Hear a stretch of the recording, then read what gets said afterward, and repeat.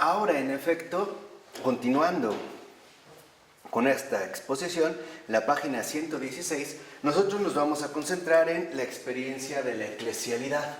Ya habíamos visto la cuestión de la eclesialidad. Ahora nos vamos a basar en la experiencia de la eclesialidad.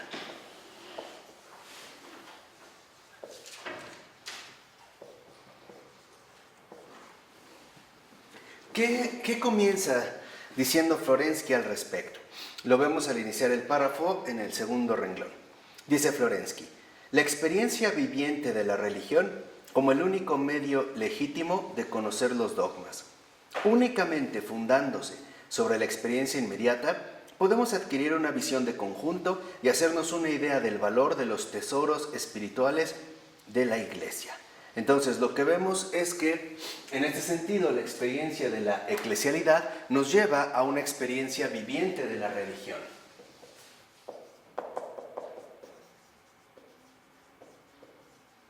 Una experiencia viviente de la religión.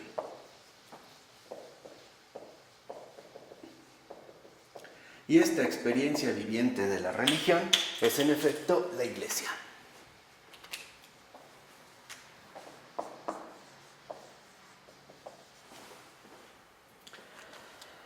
Por ello, al iniciar el otro párrafo, más o menos a la mitad, dice el texto: Florensky, en su discurso programático, Dogmatismo y Dogmática, deplora la pérdida del nexo entre las verdades dogmáticas y la vida, que es lo que habíamos comentado. El hecho de suponer que, por ejemplo, los dogmas no son más que escritos doctrinales que no tienen ninguna repercusión en la vida.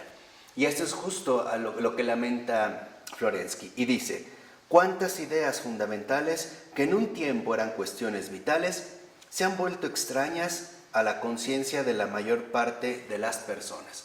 Entonces, lo que vemos es que la experiencia viviente de la religión, a su vez también, involucra cuestiones vitales. Y estas cuestiones vitales, en efecto, son las cuestiones que expresan los dogmas. Entonces, el dogma no aparece solo como una mera expresión discursiva de algunas cosas, sino que tiene que ver con cuestiones vitales que están vinculadas de manera profunda a la vida misma de la Iglesia, o sea, a la experiencia viviente de la religión. Y en esta 117, unos 5 renglones abajo, dice el texto: se trata de entrar en contacto en la experiencia con la vida que alimenta las fórmulas dogmáticas, para poder comunicar y despertar en el hombre que vive fuera de los dogmas el hálito viviente que los justifica y que se ha hecho inaccesible, con la esperanza de que el hombre contemporáneo pueda acceder de nuevo, desde esta experiencia vivida, a la formulación dogmática que la esquematiza y la ilumina, o sea, el templo de la fe. Entonces, lo primero que vemos es que, en efecto, los dogmas o estas realidades dogmáticas son el templo de la fe.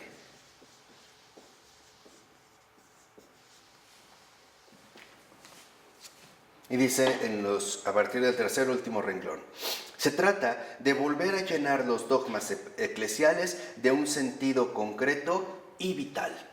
O sea, darnos cuenta que los dogmas no son meras fórmulas escritas, letra muerta, sino que tienen un sentido concreto y vital precisamente para la experiencia viviente de la religión y superar esta especie de discurso desligado de la realidad viviente de los propios creyentes. Dice en la cita Florensky: como material para este trabajo utilizaremos, bajo el control de la Sagrada Escritura, nuestra experiencia personal y la experiencia de los otros, recogiendo las diversas expresiones de la literatura ascética y mística, de las obras literarias, de las artes figurativas y de la música.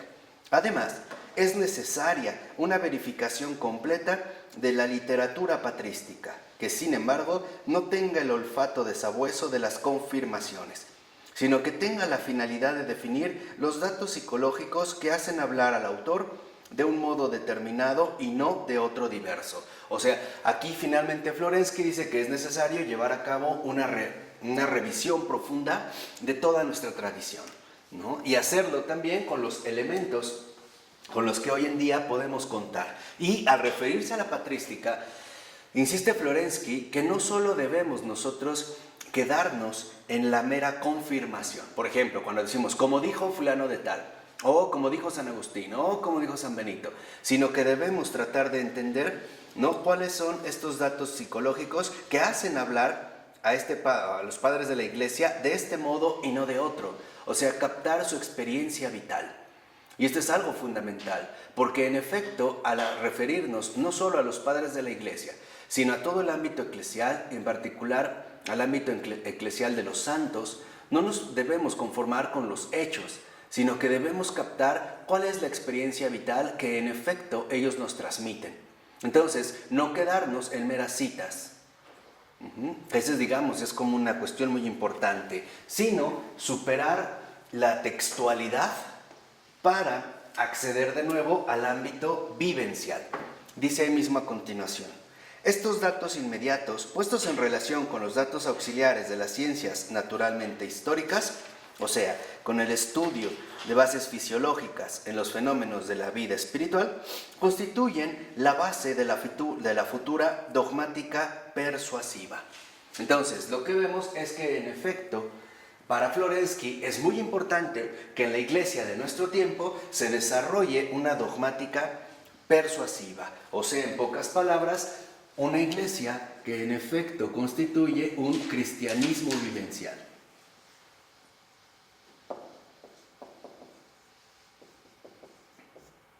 Opuesto a una mera dogmática estéril y textual, que es un poco también en lo que habíamos comentado en una ocasión anterior. No solo basta con que nos preocupemos, por ejemplo, por la redacción de determinados documentos, por ejemplo, la elaboración de un cierto documento eclesiástico. Necesitamos nosotros darnos cuenta qué implica realmente, qué tipo de vivencia está implicada en una afirmación de este tipo. O sea, finalmente darnos cuenta que si lo que nosotros decimos o nosotros repetimos como dogma, en efecto es aquello que nosotros vivimos.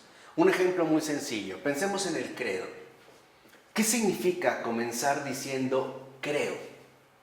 Ya de antemano vemos que nos lleva a una experiencia viviente de la religión. No estoy solo repitiendo de manera mecánica algo textual, sino que en pocas palabras estoy confirmando un compromiso de vida libremente asumido. Decir creo de entrada, que es lo que nosotros pronunciamos al inicio y que de hecho por eso se llama credo, ¿no? Digo creo, lo que en realidad estoy afirmando es que vivo de esa manera. O sea, que vivo como un creyente. No solo es una fórmula textual que yo repito, vuelvo a insistir, de manera estéril y textual, sino que lo asumo en pocas palabras como la descripción más esencial de mi propia vida.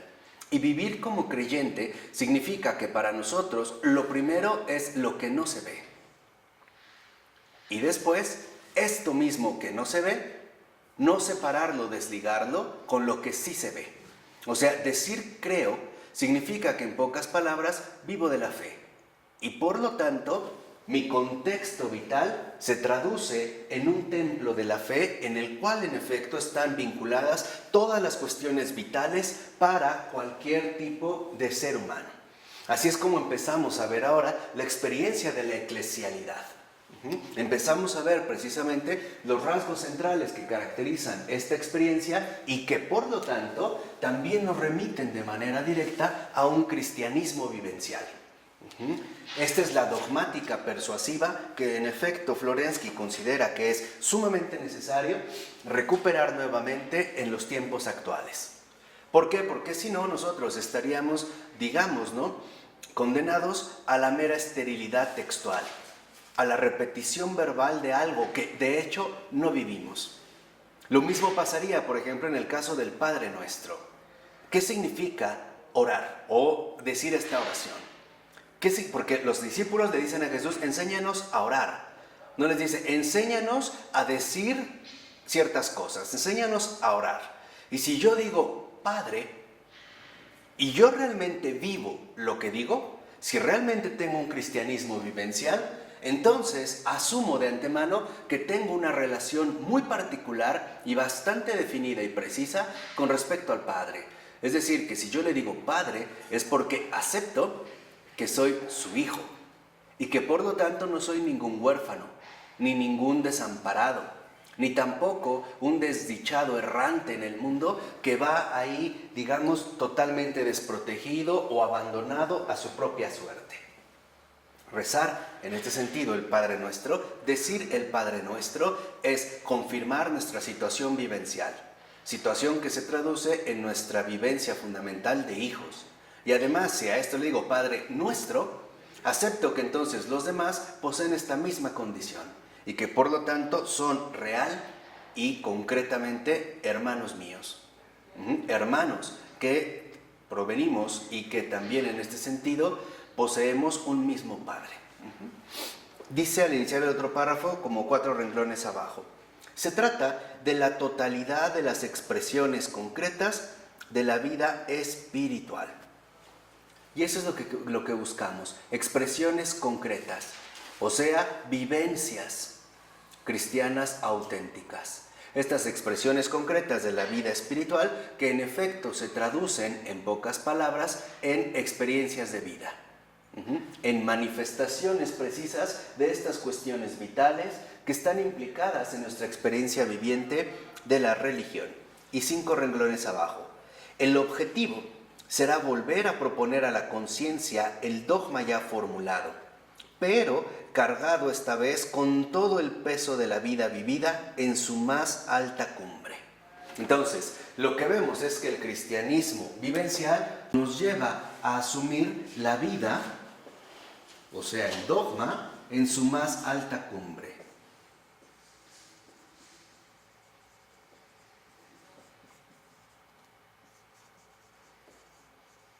Que sería justamente la experiencia viviente, ¿no? La más alta cumbre del dogma es su experiencia viviente.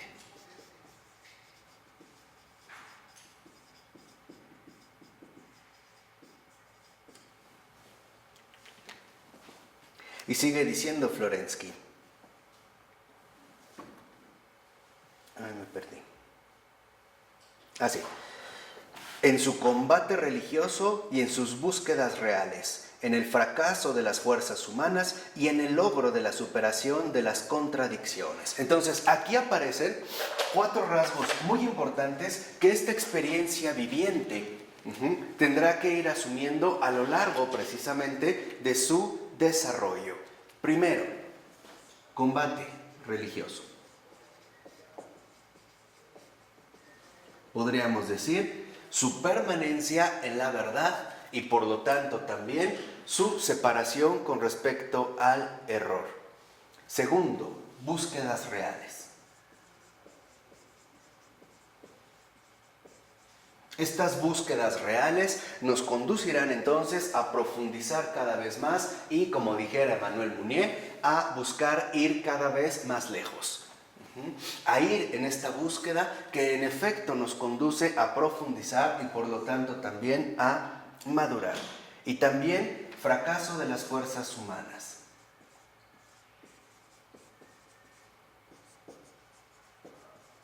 O sea, reconocer nuestras propias debilidades y no quedarnos desanimados o no quedarnos atascados en esta propia realidad insuperable. Por así decirlo, también el reconocimiento doloroso de nuestra propia miseria.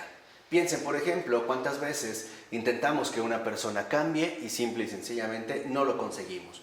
O al parecer estuvimos orando por la conversión de una persona y esta persona falleció y nos sentimos plenamente impotentes, ¿no? Y en último, también superación de las contradicciones.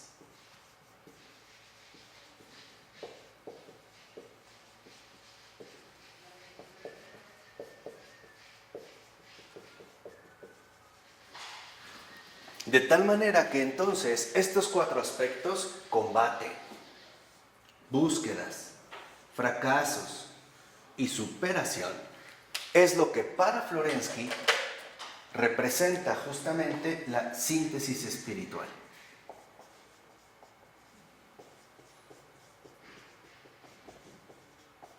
Esta síntesis espiritual, tenemos que recordar, se trata de un crecimiento continuo en la experiencia viviente de la religión.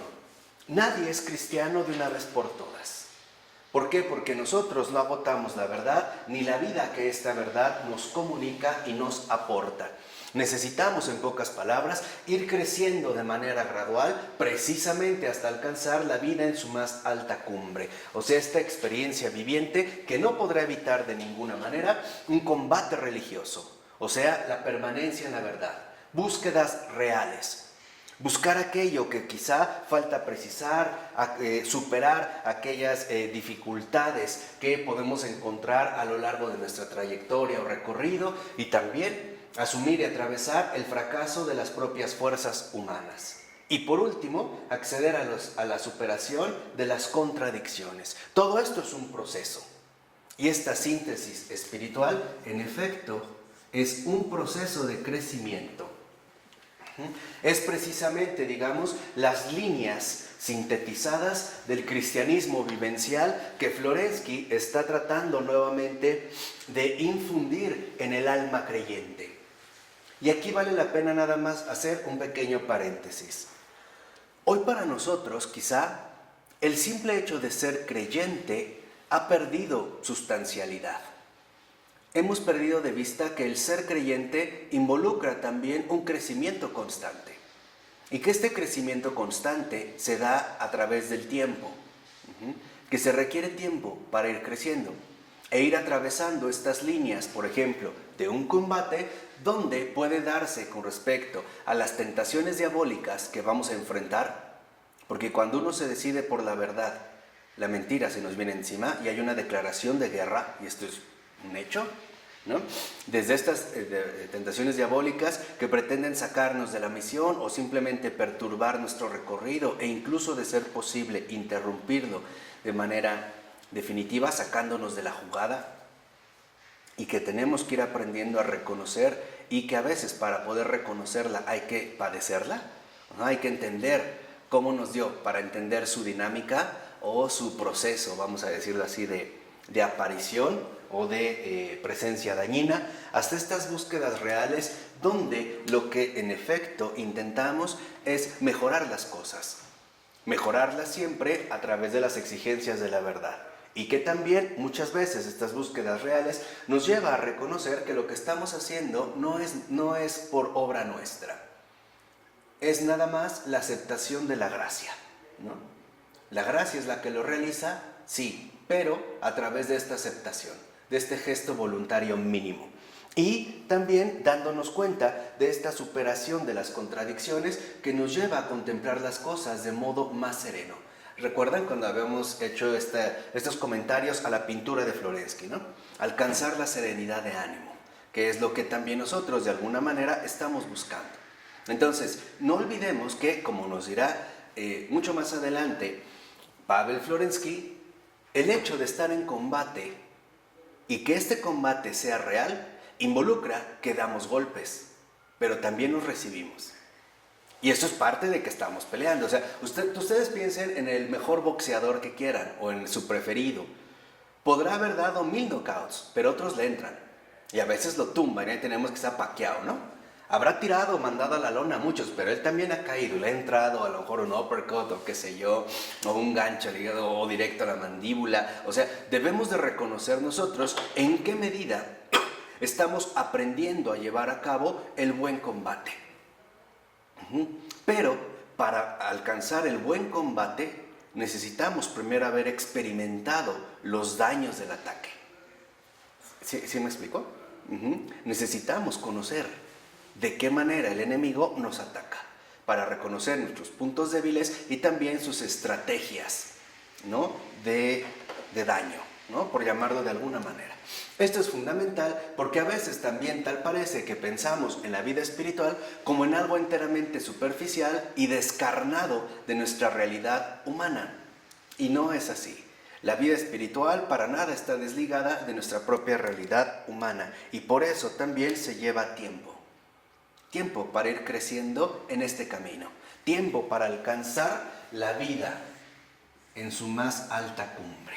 o sea, esta dogmática viviente, esta dogmática de vida.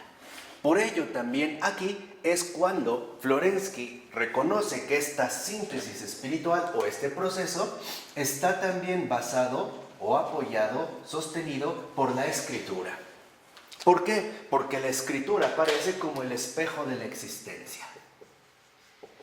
Entonces podríamos decir aquí algunas cosas. Primero, la escritura ofrece al hombre respuestas a cualquier tipo de preguntas con respecto a cuestiones vitales. Vuelvo a repetir, la escritura no da respuesta a todo, no es un oráculo. La respuesta, la escritura nos responde a lo que realmente es esencial para nosotros a lo largo de nuestra existencia. Porque lo que está de por medio es la salvación. Y no solo nuestra propia salvación, sino la salvación de todos los demás. Entonces la escritura aparecería en este sentido como un espejo de la existencia. Entonces, a través de la escritura, dirá Florensky, nosotros también podemos ir creciendo en este cristianismo vivencial que nos lleva también a percatarnos de esta experiencia viviente que requiere también una guía fundamental, una guía de existencia, ¿no? Una guía que nos permita a nosotros también adquirir esta experiencia viviente de la religión.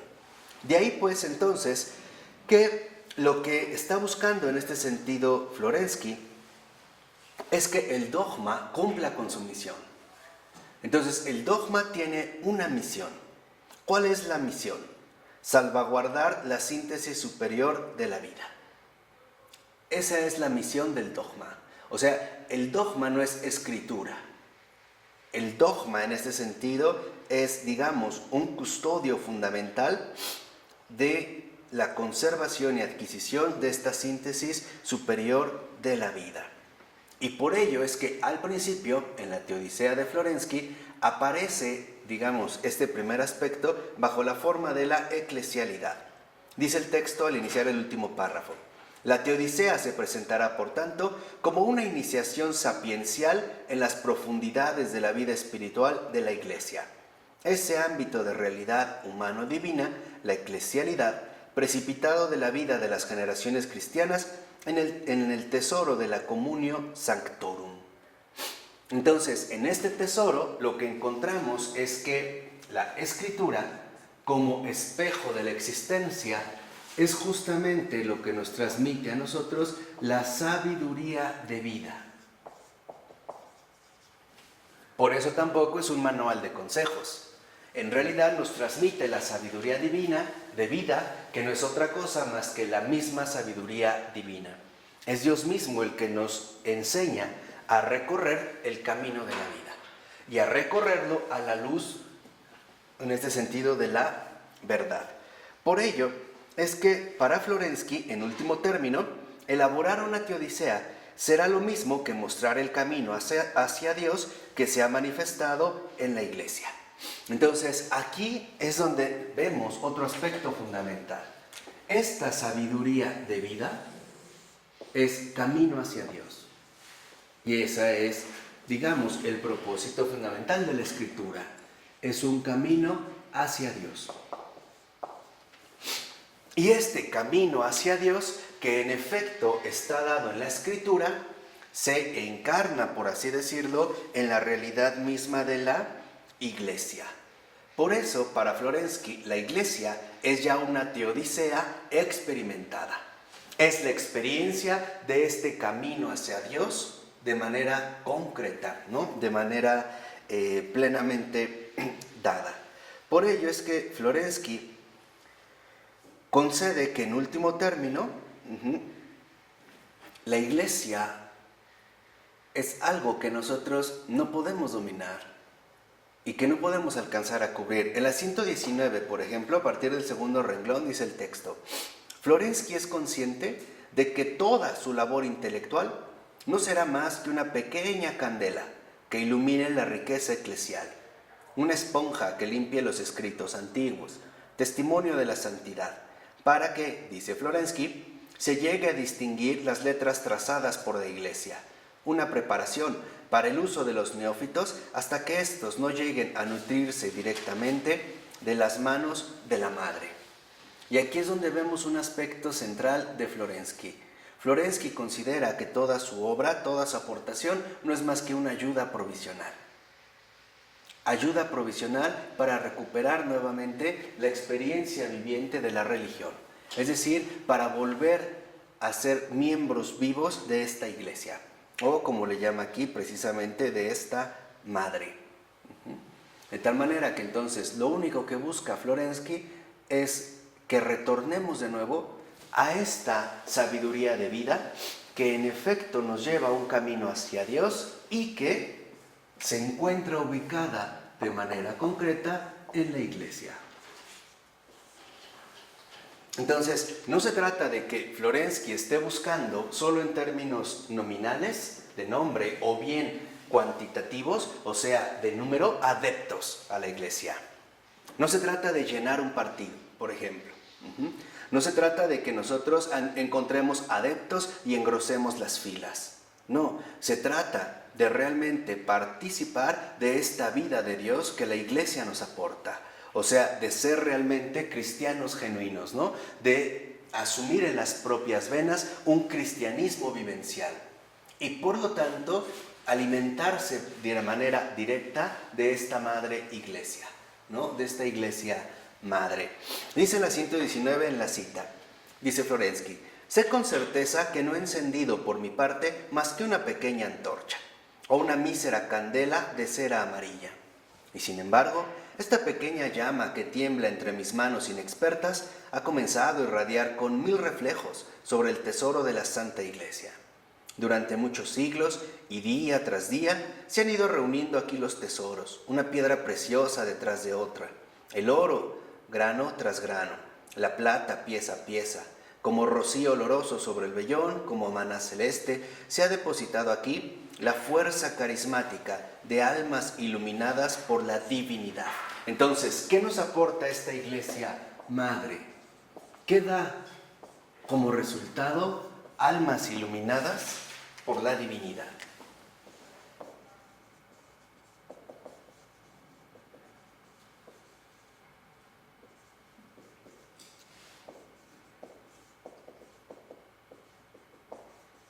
Entonces, estas almas iluminadas por la divinidad son los auténticos hijos de la iglesia.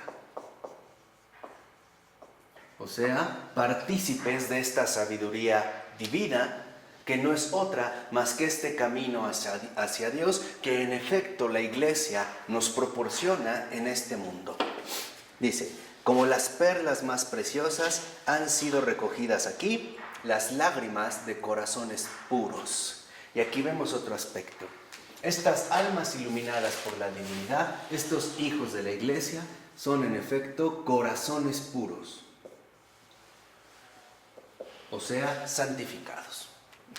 Aquí aparecerían justamente estos corazones puros. Dice: tanto el cielo como la tierra han aportado su contribución a lo largo de las edades. Las aspiraciones más escondidas, los esfuerzos más secretos para asemejarse a Dios, los instantes azulados de pureza angélica que advienen después de la tormenta, los gozos de la comunión divina, el dolor santo del arrepentimiento ardiente, el buen olor de la oración y la nostalgia serena por el cielo, la búsqueda incesante y el continuo descubrimiento, las intuiciones insondables del infinito y el apaciguamiento del alma semejante a la quietud de un niño, la oración y el amor sin fin. O sea, todo esto es lo que en efecto se ha ido acumulando en la iglesia. Los siglos han pasado, pero todo esto ha permanecido y se ha acumulado. Y cada uno de mis esfuerzos espirituales, cada suspiro que se escapa de mis labios, hacen precipitar en mi ayuda toda la reserva de energía de gracia así acumulada. Entonces, aquí vemos también algo extraordinario. Cuando uno realmente entra a formar parte de la iglesia, realmente se conforma a esta sabiduría divina, adquiere la forma de estas almas iluminadas por la divinidad, hijos de la iglesia o corazones puros, uno entonces cuenta con toda la acumulación de gracia, con todo esto que nos ha describido Florensky, y también con toda esta familia celeste que por lo regular llamamos la comunión de los santos. Entonces, lo que vemos es que los corazones puros son los que han sido entregados en la gran familia celeste. Los corazones puros conforman la gran familia celeste. Entonces, no se trata de que recorremos una especie de camino individualizado o enteramente subjetivo, donde lo que alcanzamos es una especie de pureza extraña o inaccesible. No, simplemente hemos sido ahora recibidos en esta familia celeste, es decir, en la comunión de los santos. Por ello, lo que vemos en la página 120, después de iniciar el apartado 2.1, es que el tesoro de la vida ascética, de la afectividad transfigurada por la gracia, las perlas del combate de la fe, todo esto ha creado una tradición acumulada, la eclesialidad. Entonces, esta familia celeste, en efecto, es una tradición acumulada.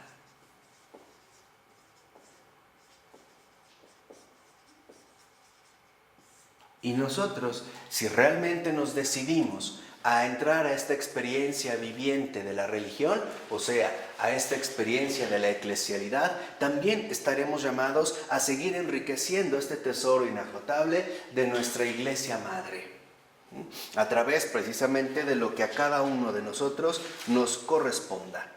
Por ello, por ejemplo, Florensky subraya el carácter viviente de esta tradición. O sea, esta tradición no es una tradición, vuelvo a insistir, una tradición bibliotecaria, de letra muerta. Es una tradición viviente, donde han estado involucradas desde el arrepentimiento ardiente de muchas almas hasta lágrimas fervorosas y aportaciones de todo tipo.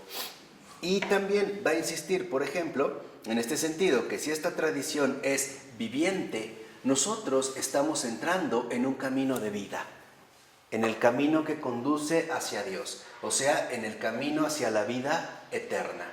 Nosotros entramos a esta tradición acumulada, viviente, que nos va conduciendo precisamente hacia este sentido fundamental.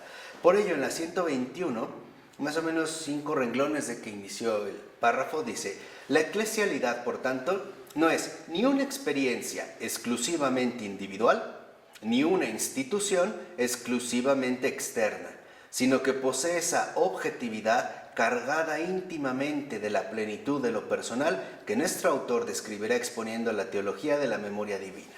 O sea, la eclesialidad es la experiencia eclesial profunda que el individuo ha de asimilar personalmente y a la que ha de aportar también el tesoro de su propia afectividad transfigurada, la plenitud de sus propios logros en el crecimiento espiritual.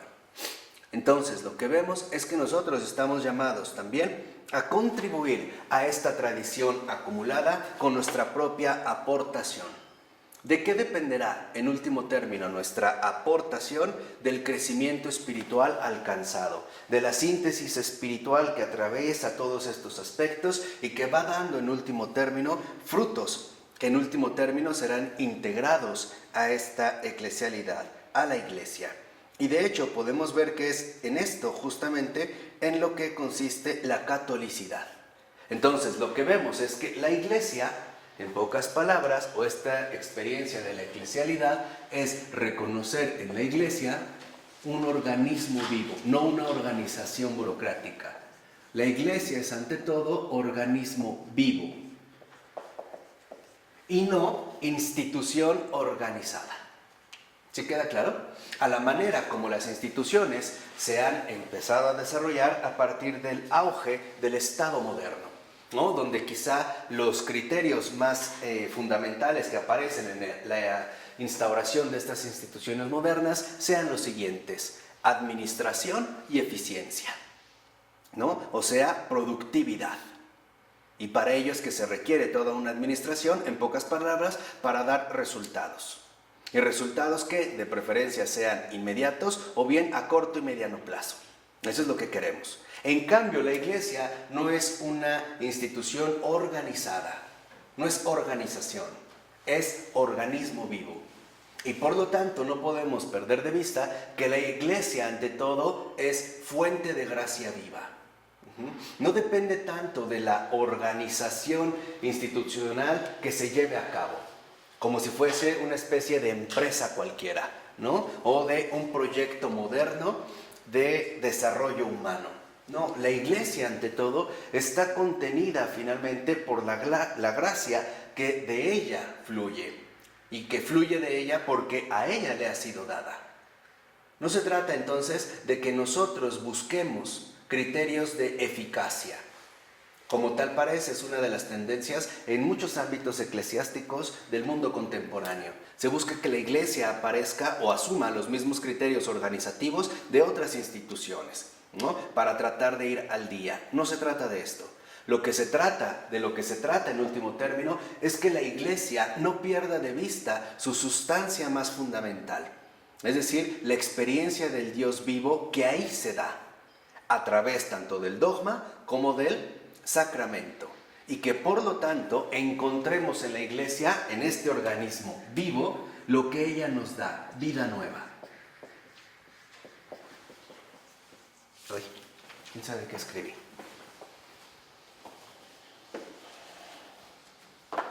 Que en efecto encontremos en esta iglesia vida nueva. Mientras esto no se dé, la iglesia va a seguir pareciendo como una institución impotente para responder a las exigencias actuales. En otras palabras, nosotros, por ejemplo, hoy en día necesitamos enfatizar mucho la vivencia de la gracia.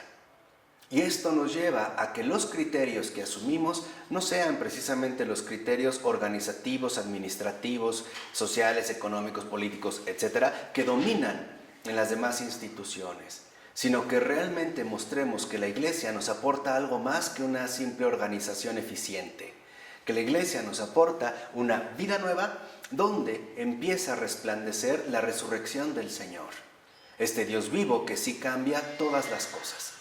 Esto de verdad es muy fundamental, porque si no, incurriremos en situaciones bastante deplorables. Ejemplo, hoy no es para nada raro que cuando una pareja decide casarse y va a tomar sus pláticas prematrimoniales, muchas veces estas pláticas se reducen a una o a dos. Y en general, el tema principal de estas pláticas prematrimoniales es la administración. Es curioso cómo te dan literalmente una cátedra de administración, ¿no? O sea, que tengas en primer lugar claro cuánto es lo que ganas, en qué consiste tu empleo y sobre eso, digamos, organices tu planificación familiar. O sea, dicho brevemente, tal parece que en muchos casos, no en todos, pero en muchos casos sí, el énfasis está en el dinero y en la administración económica de este recurso. Pero lo primero que uno se pregunta es, ¿y la gracia? ¿Y el sacramento? ¿Realmente la prioridad para un matrimonio son las condiciones materiales de existencia que tenemos según el trabajo y según el ingreso? ¿Es eso realmente lo que nos aporta la iglesia? Eso te lo puede dar una empresa, eso te lo puede dar cualquier otro criterio. No está mal, entiendan. Lo que estoy diciendo es que en realidad la iglesia nos da algo más. Y es este algo más lo que nosotros debemos enfatizar ante todo. Porque criterios de eficiencia, en efecto, los podemos asumir. Pero como cristianos, la eficiencia no es idéntica al éxito. Y aquí es donde nosotros confundimos a veces las cosas. Hoy nosotros queremos personas eficientes, es decir, los pensamos en términos de personas exitosas, que den buenos resultados, ¿no? Y mientras más pronto, mejor. Pero la eficiencia cristiana no consiste en obtener éxitos humanos, sino más bien en el fracaso rotundo de la humanidad para llevar a cabo los planes de Dios. Y esta es una de las grandes paradojas cristianas. La eficiencia cristiana consiste en que Dios domine por encima de los proyectos del hombre. Esa es la eficiencia. Y esto involucra el fracaso humano. O sea, en pocas palabras, la eficiencia cristiana consiste, dicho brevemente, en lo siguiente: que las cosas no se hagan como yo puedo, sino como Dios sí puede. Que las cosas no se limiten a lo que yo, en términos humanos, puedo realizar, sino que se dé ese algo más, ese plus donde se ponga de manifiesto la presencia de Dios. No sé si me explico. Entonces, hoy en día esto es fundamental, ese es un llamado, de verdad, muy claro en estos tiempos, es uno de los signos de los tiempos, a que nos demos cuenta que si de verdad somos miembros vivos de la Iglesia, si realmente somos hijos de esta Santa Madre, lo que tenemos que manifestar es la presencia de Dios y no la presencia de criterios enteramente funcionales, según los estándares de la vida moderna. O sea, lo que debemos de manifestar como iglesia no es un criterio de eficiencia administrativa, sino más bien una experiencia profunda religiosa, viviente, donde lo que se hace presente es que Dios sí actúa y que por lo tanto sí cambia y transfigura la realidad humana, así sea una realidad que todos daban por perdida. Esto es lo que tenemos que manifestar, luz, no éxito, no éxito. Incluso históricamente, tal parece que el Señor no nos invita a tener éxito, no en la manera como nosotros entendemos el éxito. ¿Cuántas almas santas han muerto en el mayor de los anonimatos y desconocimientos? ¿Quién se enteró? Nadie. Porque si nosotros seguimos los criterios del éxito moderno, la pregunta es, ¿cuántos realmente logran sobresalir? ¿Y qué pasa con todos los demás? Quedamos en un completo fracaso, ¿no?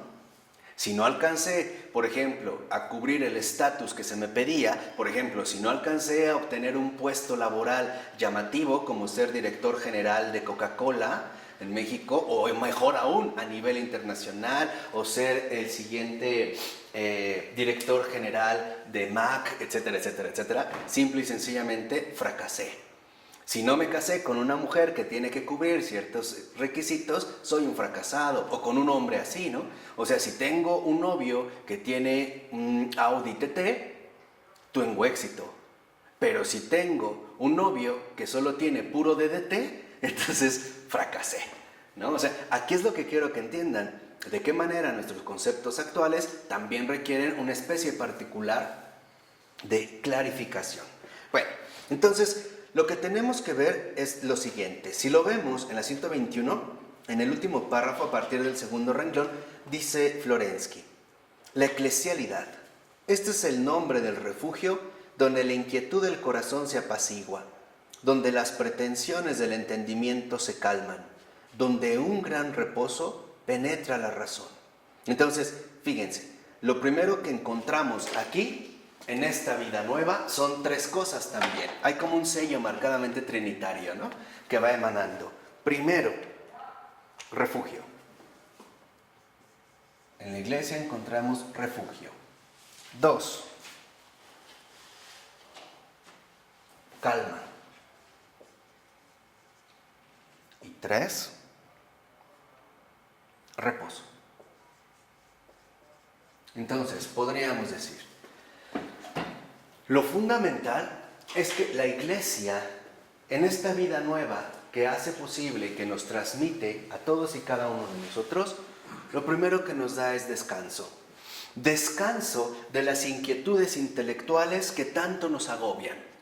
Descanso, calma, reposo de todas aquellas emociones que de una u otra manera nos lastiman a nosotros mismos. Por ejemplo, el resentimiento, por mencionar un caso. ¿Qué dañino es para el alma humana? Es literalmente una serpiente de dos cabezas, y que jalan en sentidos opuestos. Por ejemplo, la envidia, el odio, el coraje, cualquier tipo de emoción que daña la dignidad humana, la iglesia nos lleva a dejarlas de lado para esta vida nueva a través, por ejemplo, del perdón y la reconciliación. Y entonces nuestra vida ya no es una vida dominada, por ejemplo, por inquietudes intelectuales que lo único que hacen es perturbarnos y quitarnos la calma. Estas búsquedas, en cierta manera estériles pero bastante dolorosas, de aquellos que se quiebran la cabeza y que se dan cuenta que no encuentran explicación alguna, ¿no? O bien los que simple y sencillamente permiten que sus emociones los desordenen de tal manera que los lleven a postrarse, incluso a doblegarse ante el peso de todo esto que han ido acumulando a lo largo de su vida. Por eso lo que en realidad nos ofrece en este sentido la Iglesia es reposo. Reposo. Y esta es la base fundamental de la vida nueva. Por ello es que nosotros en este sentido comprendemos lo siguiente.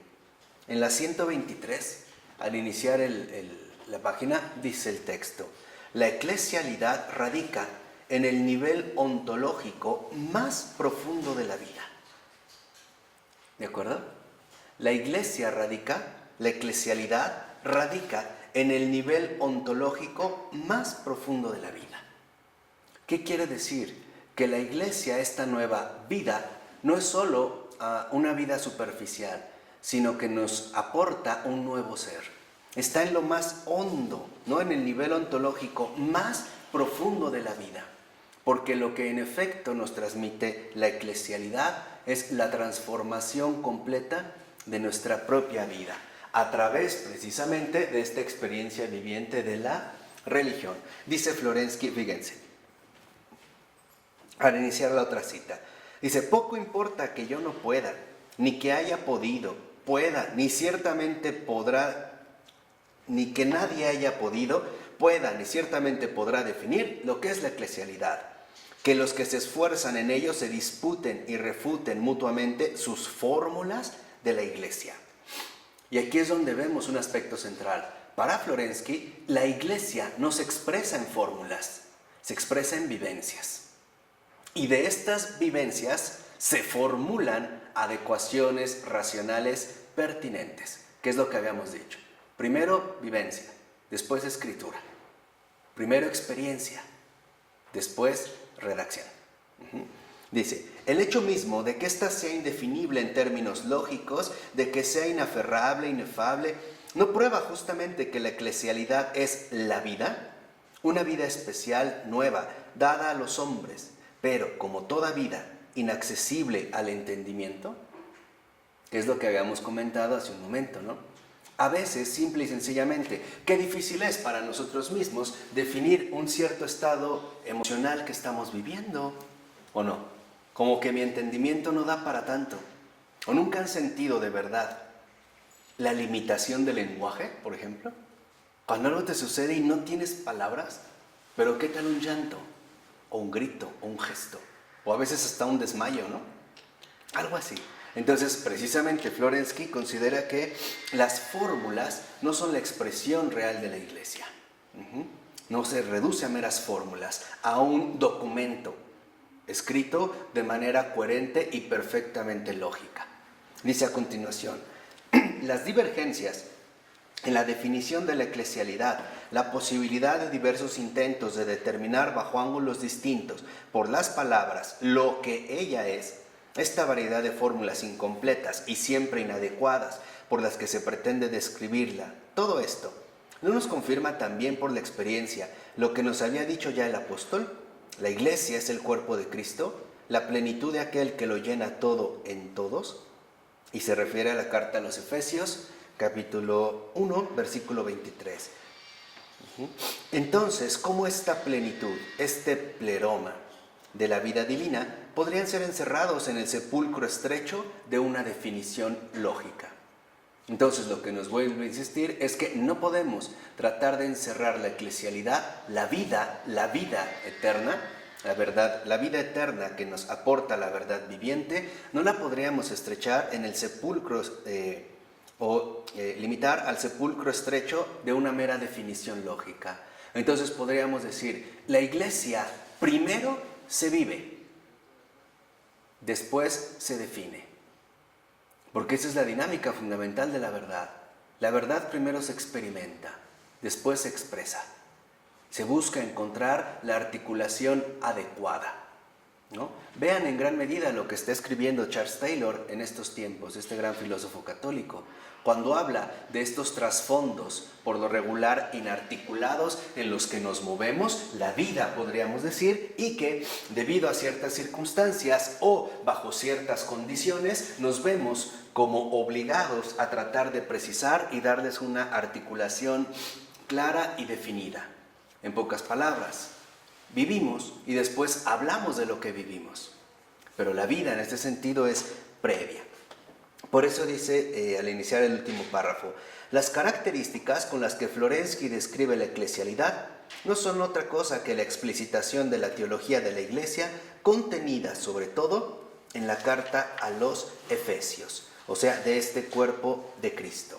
Entonces, para Florensky, esta Iglesia madre es pleroma, o sea, plenitud. La vida que lo llena todo, que lo llena todo en todos. Es, por lo tanto, el misterio en cuanto tal.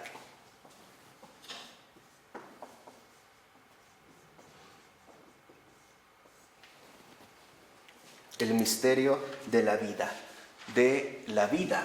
de Dios mismo.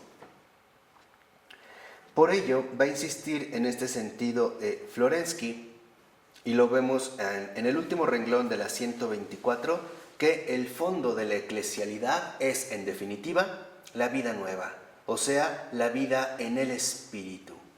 Y es, como toda vida, inaccesible al entendimiento.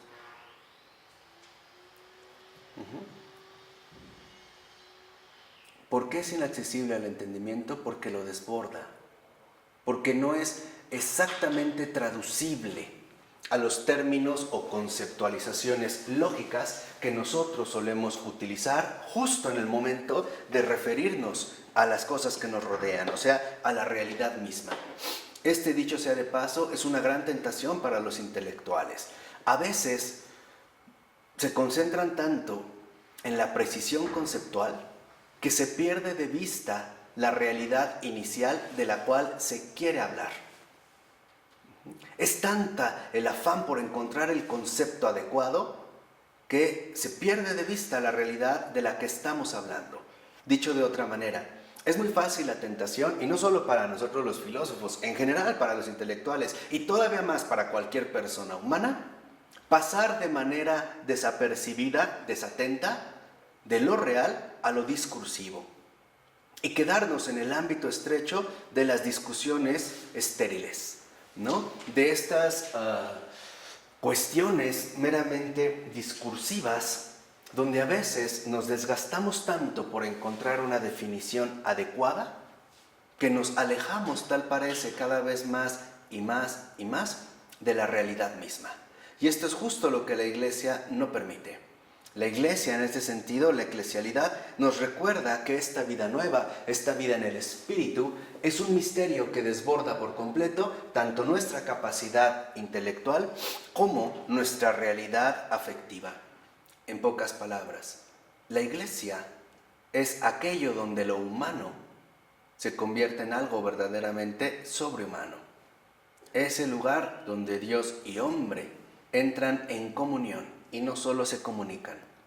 La Iglesia es donde uno va aprendiendo de manera gradual la manera en la que Dios vive y quiere que todos y cada uno de nosotros también vivamos.